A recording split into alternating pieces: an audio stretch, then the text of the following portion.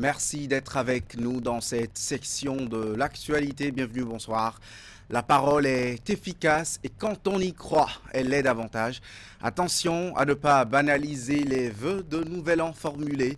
Il y a bien des chances que ces souhaits se réalisent, nous dirons religieux, scientifiques et hommes de la rue. En ouverture de cette édition, les vœux ont bien un sens, ce ne sont donc pas des formalités.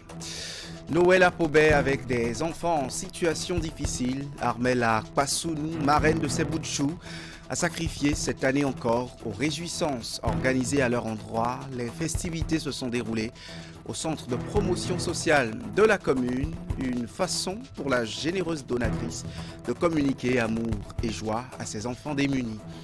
2000 personnes ont marché dans les rues de Cotonou hier pour la sauvegarde et la protection de l'environnement. C'est la deuxième édition de cette nocturne sous le sceau de la campagne Sachez Réloué. L'association Engagement Action Sociale a une fois encore tenu le pari de l'organisation d'une action de sensibilisation d'envergure pour cette cause. La fête du Nouvel An s'annonce à grands pas. 2024 ne va pas tarder à venir. Beaucoup préparent déjà leurs vœux, les meilleurs à souhaiter aux proches. Certains s'organisent même pour des retrouvailles en famille ou entre amis pour se prêter à cet exercice demeuré comme une coutume dans toutes les sociétés. Candide Ouinto nous propose ici le sens et la portée de ces vœux de Nouvel An. Suivant. C'est plus qu'une tradition dans les habitudes des hommes sur tous les continents dans le monde entier. Ils remplissent à chaque nouvelle année leur devoir ou obligation de formuler des vœux du Nouvel An à l'endroit de leurs proches et autres personnes. Pour la plupart, ces souhaits revêtent une importance capitale. Les vœux formulés utilisent ou passent par des mots de bonne année, des mots en fait qui déclenchent les sentiments, des mots qui ouvrent les émotions et qui font qu'il y a une transformation de l'individu dans toute sa totalité, depuis ses espérances, son espérance, jusqu'à en fait ses attentes de la vie. Chacun a des attentes. Et à la fin de l'année, on opère un bilan pour voir un peu ce qui a été fait, ce qui reste à faire. Donc on formule les vœux par rapport à ce qui reste à faire. C'est un peu comme si on met à votre disposition tout ce dont vous avez besoin pour les nouveaux défis.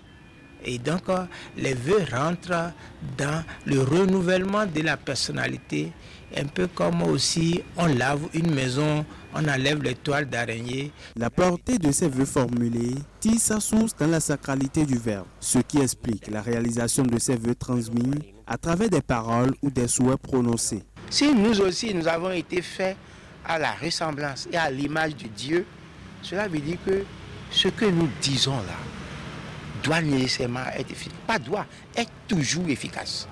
Donc en souhaitant, en faisant un vœu, c'est pour que cela se réalise. Et cela se réalise. Ce n'est pas une affaire de religion d'abord.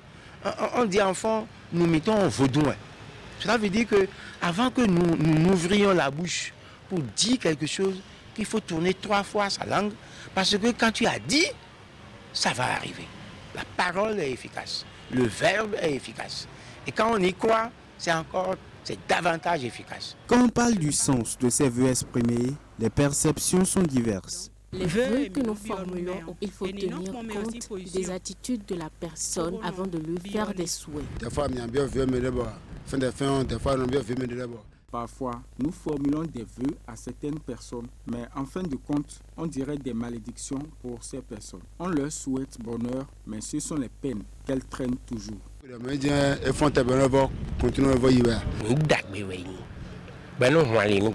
C'est une bonne chose qui ouvre des portes, peu importe le moment. Quand on prodigue des vœux à nos proches, ça fait quand même un petit plus, ça encourage, ça soulage. Et celui-là se dit, merci, que ces vœux-là soient réalisés. Mais je trouve que ça, même si ça n'a pas de portée, mais c'est bien de toujours formuler des vœux à l'endroit de nos proches. Il y a plusieurs années en arrière, les hommes se retrouvaient en famille. pour formuler leurs vœux, à prononcer aux membres de leur famille et proches. Mais on constate aujourd'hui qu'avec les smartphones, de simples messages suffisent pour cet exercice. Une pratique qui pour certains ne réduit pas l'efficacité des souhaits émis, si cela est bien pensé, en âme et conscience. Les vœux dans lesquels il n'y a pas un investissement du cœur sont des vœux glacés, d'accord, et qui n'ont pas une incidence sur l'ordre des choses. Mais quand même, si vous constatez, lorsqu'on lit les posters, on sourit. Donc quelque part, cela peut toucher, ça touche les cœurs. Au-delà de la parole, c'est des tests. Mais je crois qu'au lieu d'envoyer pour envoyer, il faut que je pense à ceux à qui je vais envoyer ça véritablement, de façon intérieure, avant de les leur envoyer. Sinon, c'est comme si je me libère d'une civilité. Les vœux ne sont pas une civilité. Peu importe la forme qu'ils prennent, les vœux du nouvel an ont toujours de la valeur. Difficile donc de prédire leur disparition dans le temps. Dans le rang des enfants en situation difficile dans la commune de Pobet, la fête de Noël n'est pas passée sous silence. Ils ont eux aussi célébré la nativité grâce à Armel Akpasounou, leur marraine. Déjà 5 ans qu'elle met les petits plats dans les grands pour offrir ces moments de bonheur et de joie pendant les périodes de fin d'année à ses enfants. Cette année, la célébration a eu lieu au centre de promotion sociale de Pobet. Le reportage.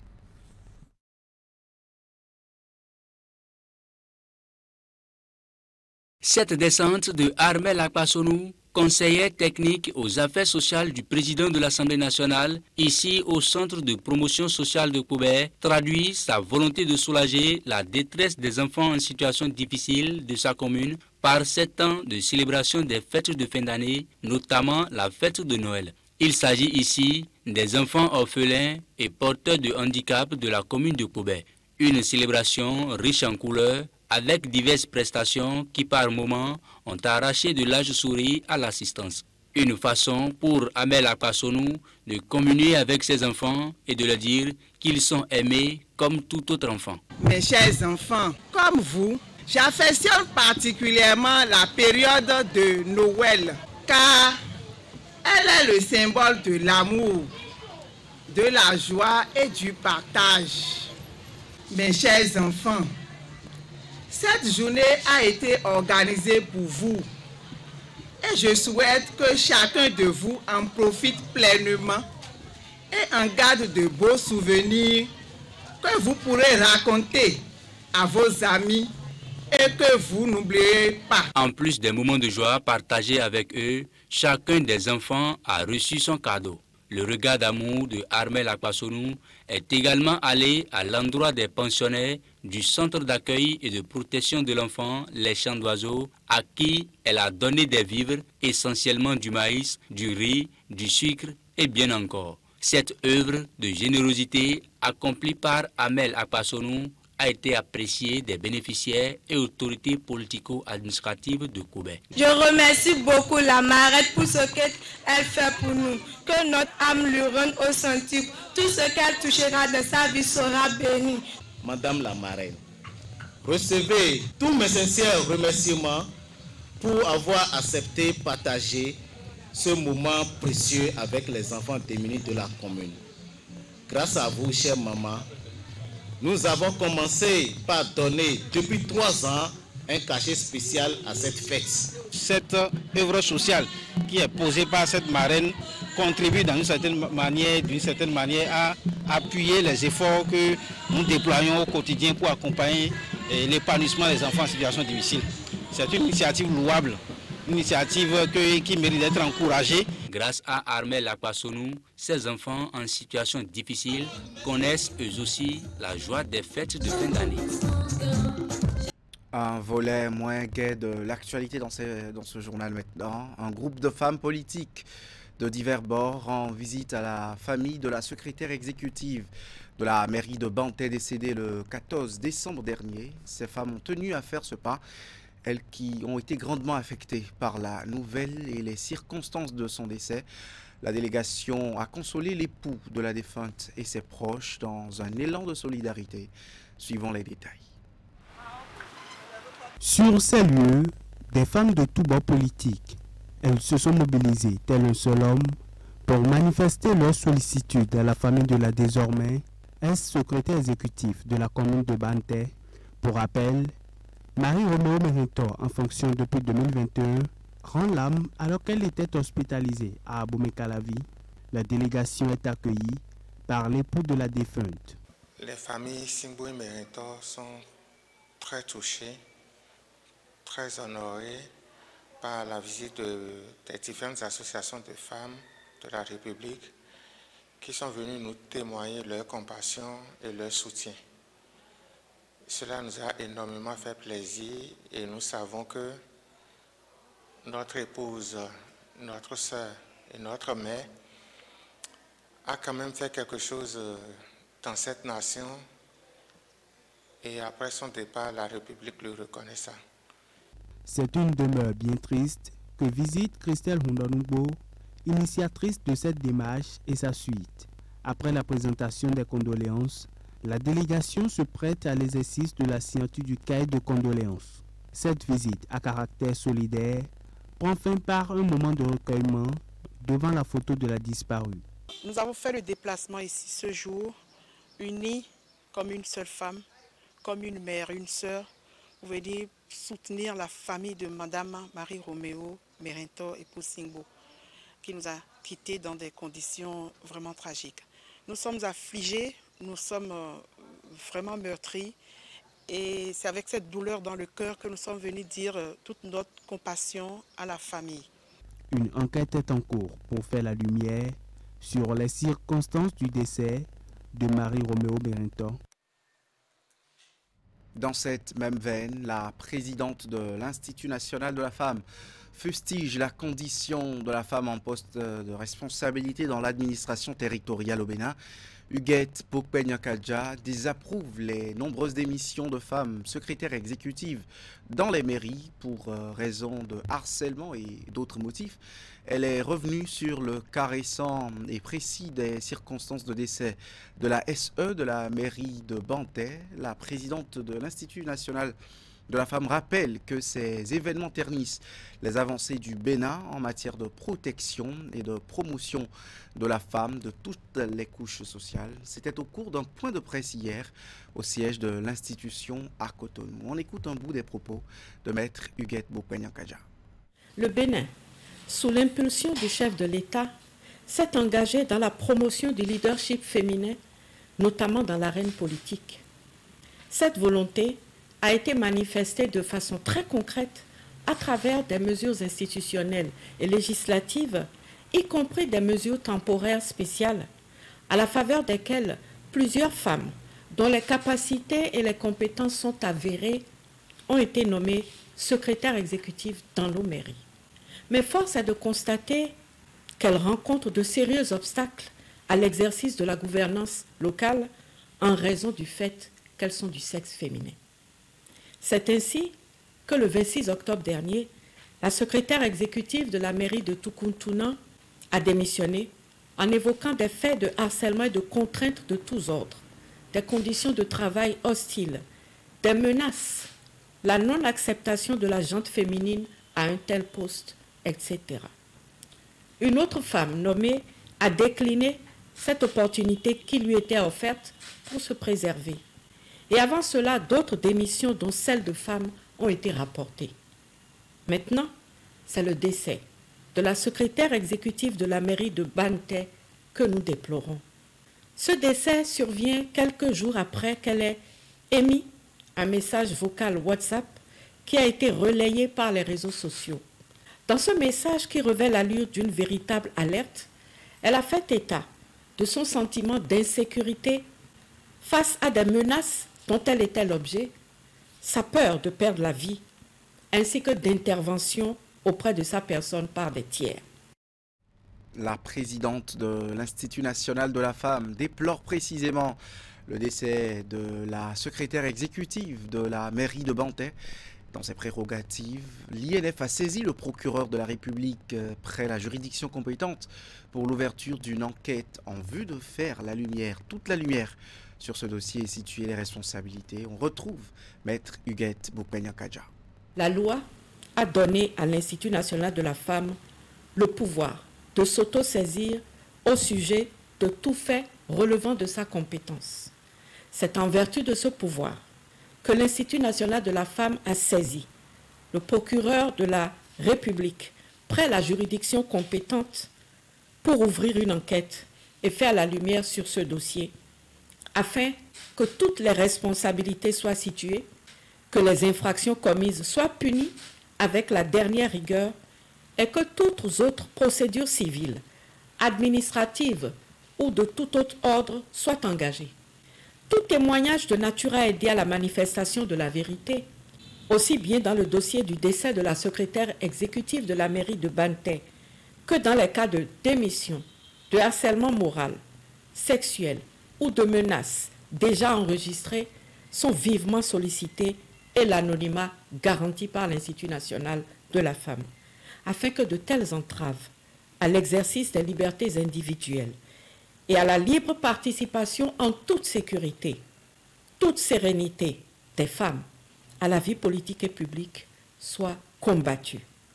J'exprime au nom de l'Institut national de la femme nos sincères condoléances à la famille et à l'époux de feu Marie-Roméo Méhenton. J'exprime aussi à l'endroit des secrétaires exécutives qui ont démissionné ou renoncé à exercer la fonction tout notre soutien.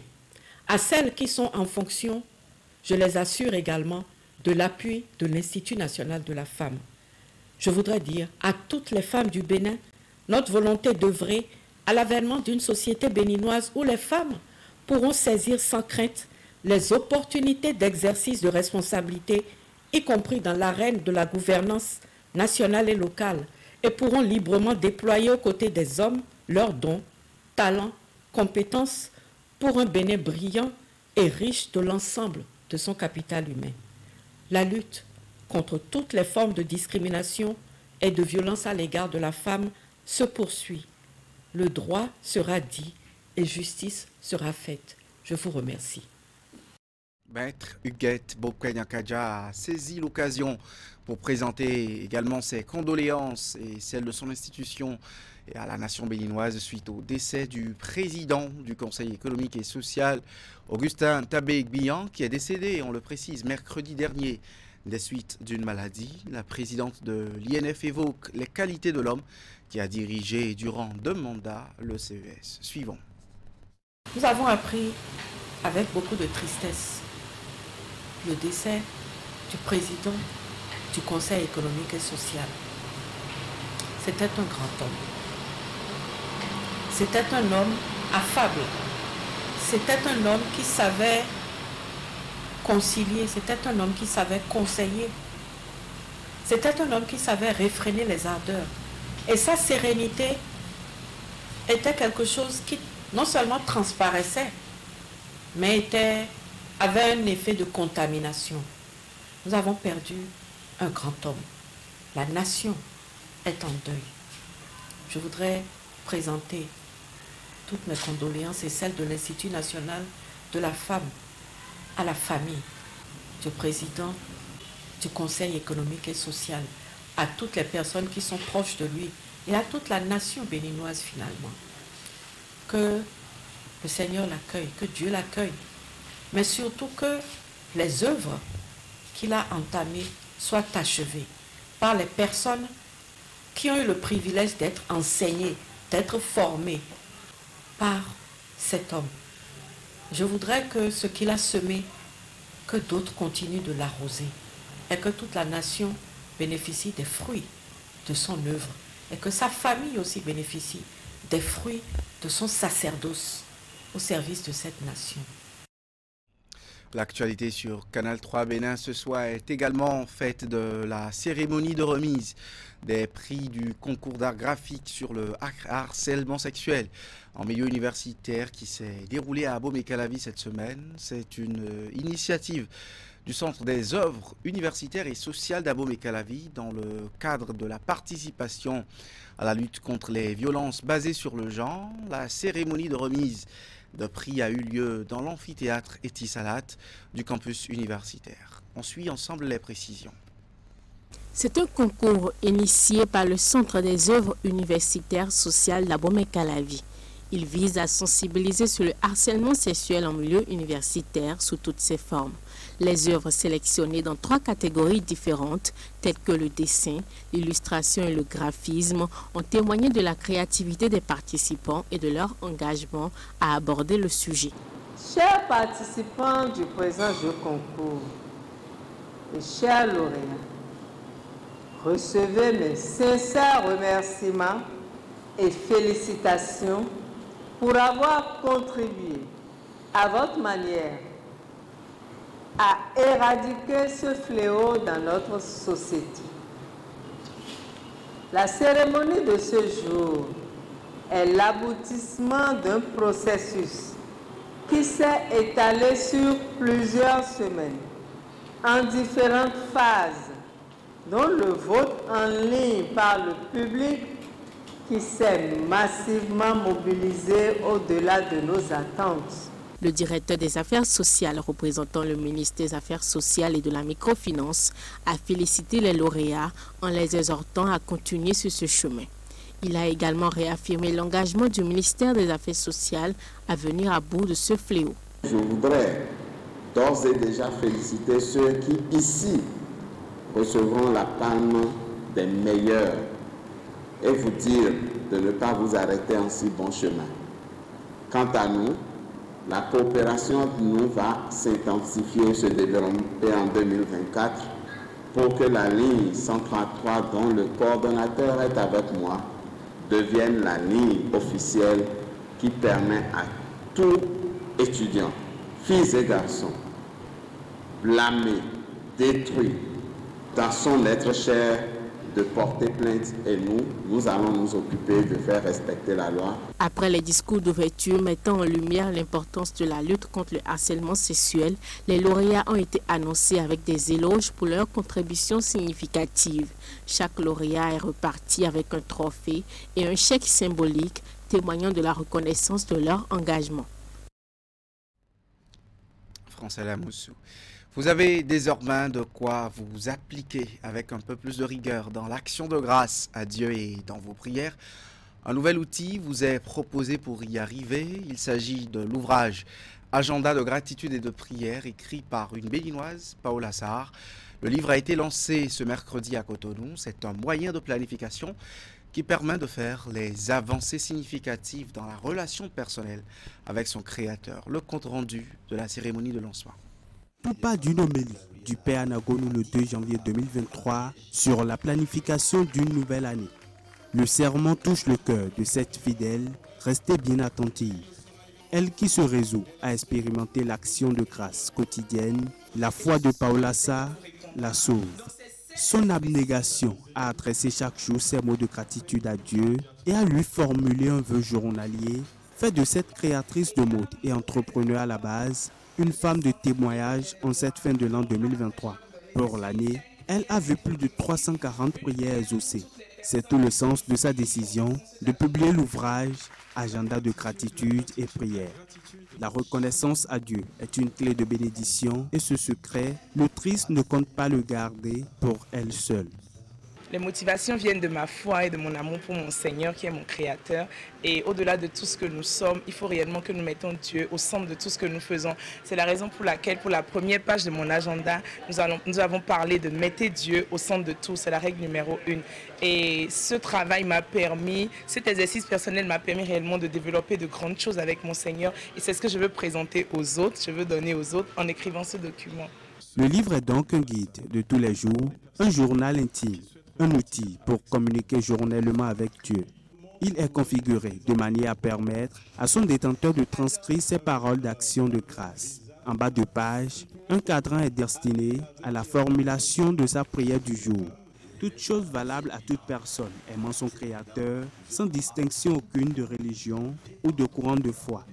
Je pense que c'est un ouvrage que nous tous devions avoir et quotidiennement pouvoir faire le point de nos demandes et voir comment ça évolue tout au long de l'année 2024. Une très belle œuvre. Je convie tout un chacun de nous à la voir chez soi à la maison pour une belle aventure 2024. C'est une très belle idée, j'y avais pas pensé. Et le plus important sur la terre, je pense que c'est la gratitude vis-à-vis des hommes, vis-à-vis de Dieu. Et la reconnaissance quand même t'ouvre les portes, peu importe. C'est comme moi aujourd'hui, je vous dis merci pour quelque chose. Sûrement que demain vous allez vouloir m'aider encore et encore moins Dieu. En fait, on prie quand même que Dieu l'inspire davantage pour toucher plus d'âmes et pour approcher les gens vers le Seigneur. Et je souhaite réellement que vous preniez cet agenda et que vous fassiez l'expérience merveilleuse que j'ai faite aussi, parce que franchement, ça ne ment pas. Après sa présentation, agenda de gratitude et prière a tout fait de conquérir les cœurs. Ce qui s'explique par la vente à l'américaine, Rue des Généreuses l'ayant accueilli. L'œuvre est disponible en librairie et au magasin Mirabellia, au quartier Guinkomé à Cotonou. En religion maintenant, quel bilan faire du pèlerinage annuel des fidèles de l'Église du christianisme céleste tenu les 24 et 25 décembre dernier à la plage de Sema? Quelles sont les perspectives pour les prochains pèlerinages? Ce sont autant de sujets abordés par les responsables de l'Église lors d'une conférence de presse hier au Saint-Siège de l'Église à Porto Novo. Ils ont également évoqué la question cruciale et d'actualité de l'état de santé du président mondial de l'Église, pasteur Bennett Adeogun. Compte rendu. Cette sortie médiatique des responsables de l'Église du christianisme céleste vise à faire le point de l'édition 2023 du pèlerinage des fidèles célestes les 24 et 25 décembre dernier à la plage de Sémé. Que d'actions menées sur le terrain. Chaque direction technique a joué pleinement sa partition pour faire de Sémé 2023 un grand succès selon les vœux du chef de l'État qui entend labelliser le pèlerinage annuel de l'Église du christianisme céleste et le mettre au même standard que ceux de Lourdes ou de la Mecque en Arabie Saoudite. Au président Patrice Talon, je voudrais vous dire un grand et chaleureux merci. Le ministère de la Sécurité, celui du cadre de vie, la préfecture de Lomé, l'agence Bennett Tourisme, la SGDS pour le nettoyage continu du site et le ministère de la Santé sont autant de structures qui ont été aux côtés de l'Église pour le bon déroulement du pèlerinage. Un pèlerinage édition 2023 qui a connu beaucoup d'innovations, notamment l'opération de comptage des pèlerins. Pour la première fois en effet, les responsables ont pu, à travers des mécanismes mis en place, estimer le nombre de pèlerins. Conduite par un spécialiste en la matière, reconnu au plan national et international, les comptages effectués ont en effet permis d'estimer le nombre de pèlerins à 1 056 688 pèlerins sur le site de Sémé, avec plus de 20 346 pèlerins venant de l'extérieur, en majorité du Nigeria, du Togo, du Burkina, de la Côte d'Ivoire, du Niger et du Sénégal, et plus de 350 pèlerins venant de l'Europe et de l'Amérique. Et que dit de la supposée mort du président mondial de l'Église du christianisme céleste? Son état s'est dégradé en 72 heures avant la célébration de la Nativité. Aussi, son médecin traitant a requis un repos forcé, d'où son absence au pèlerinage de cette année. Actuellement, papa va bien et le peuple de Dieu le verra dès que le médecin donnera son avis favorable. Avec la vision et l'appui du chef de l'État, les responsables de l'Église du christianisme céleste rêvent désormais grand pour les prochains pèlerinages. Et en ce qui concerne les perspectives, le chef de l'État avait envoyé des missions mixtes composées de membres de l'administration publique, donc les cadres spécialisés, et ceux de l'Église, pour qu'on aille voir de très près ce qui se passe, par exemple, dans d'autres pèlerinages. Le pèlerinage, c'est une question de normes, de standards. Donc les perspectives, c'est que déjà à 2024, il y aura des avancées en ce qui concerne une meilleure organisation du pèlerinage. L'édition 2024 sera la première marche vers la labellisation souhaitée du pèlerinage annuel des fidèles de l'Église du christianisme céleste. L'association Engagement Action Sociale a tenu hier la 2e édition de la Nocturne de Cotonou à travers sa campagne dénommée Sachez Relouer. Et c'est là que nous allons finir cette édition. Une marche dans la ville de Cotonou pour sensibiliser les citoyens sur l'importance d'une responsabilité collective sur la préservation de l'environnement. Cette marche nocturne a connu la participation de plus de 2000 personnes. Candido Moueto.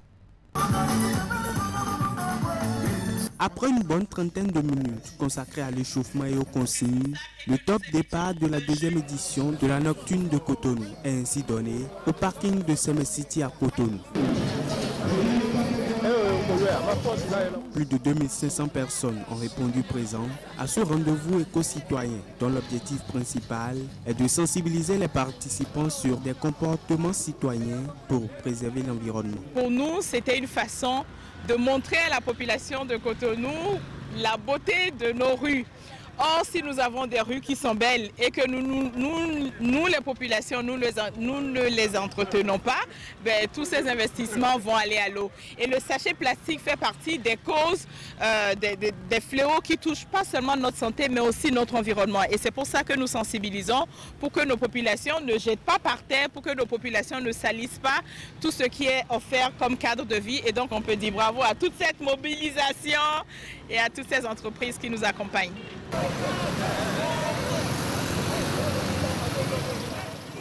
Plusieurs entreprises accompagnent cette démarche éco-citoyenne de l'association Engagement Action Sociale, dont la Sobebra et bien d'autres. Les participants se réjouissent de cette initiative qui est à son acte 2. C'est aux yeux du ministère, une activité qui va non seulement procurer un bien-être aux participants, qui sont très nombreux, comme vous pouvez le constater, des femmes, des hommes de tous âges, mais également qui a pour vocation de sensibiliser à de bons comportements. C'est une bonne initiative pour promouvoir la santé et aussi qu'on a une ville bien propre. Je suis contente de voir mon Bénin. Comme ça, mon Bénin est propre, je marche, on est à l'aise. On ne voit pas les sachets, les papiers, les feuilles par terre. N'étant pas un marathon, cette 2e édition de la Nocturne de Cotonou a vu les différents participants évoluer chacun à son rythme. Si certains ont choisi l'option de marcher tout simplement, d'autres ont choisi de courir. 2 parcours étaient prévus, notamment une distance de 5 km pour les participants qui sont venus avec les enfants ou qui n'ont pas la capacité de faire plus, et 10 km pour ceux qui ont la possibilité de le faire. Bravo et merci à tous les partenaires. Pas plus pour ce vendredi soir. Bon week-end à chacun et à tous.